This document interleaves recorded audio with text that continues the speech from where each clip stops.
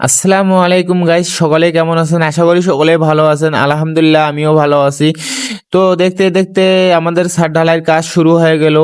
দীর্ঘ 40 দিন দিন রাত পরিশ্রম করার পর 6,000 স্কোয়ার ফিটের একটা ছাদ আমরা কমপ্লিট করে ফেললাম।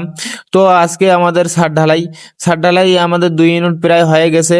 2 ইউনিট হবার পর আমাদের সিঁড়িটার এখন মাল ঢালছে। এই সিঁড়িটা এখন ফিনিশিং দিবে, কারণ আমাদের সিঁড়িটা যেহেতু মাঝখানে, তো আগে সিঁড়িটাই ঢালছে।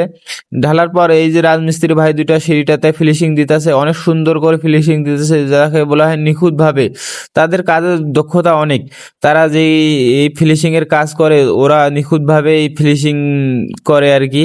তাদেরকে বলতে হয় না যে এইভাবে করো বা এইভাবে করো। তাদের এই ফিনিশিং দেওয়ার কাজ একবারে আমার কাছে অসাধারণ লাগে। ওরা প্রতিটা ছাদেই ফিনিশিং দেয়, কারণ ওদেরকে কোনো কিছু বলার লাগে না। আর এইদিকে মামায় নজল মারতেছে, নজল মারার কাজটা অনেক সুন্দর করে নিখুঁতভাবে নজল মারতেছে। কারণ নজল মারাটা অনেক ভালো হইতেছে, কি কারণে মালগুলো যে আসতেছে, এই মালগুলো একদমই নরম, তার জন্য নজল অল্প একটু মারলেও ভালো দেখা যাইতেছে। আর এই ভাইটা এই রেল লাইনটা দিয়ে মাল আনে এইখানে ঢালে দিতেছে। তো যাই হোক, মোটামুটি আমাদের ছাদ ঢালাই একবারে খুব সুন্দরভাবে চলতেছে। আশা করি সবাই ভিডিওটা আমার দেখছেন বা দেখবেন। ভিডিওটা আপনাদের কাছে কেমন লাগবে সেটা কমেন্টে বলে যাবেন। আর অনেক ভাই আমাকে জিজ্ঞাসা করে যে ভাই, আমাকে আমার পরিবার থেকে ঘুরে আসো, আমাকে একটু সাপোর্ট করো ভাই।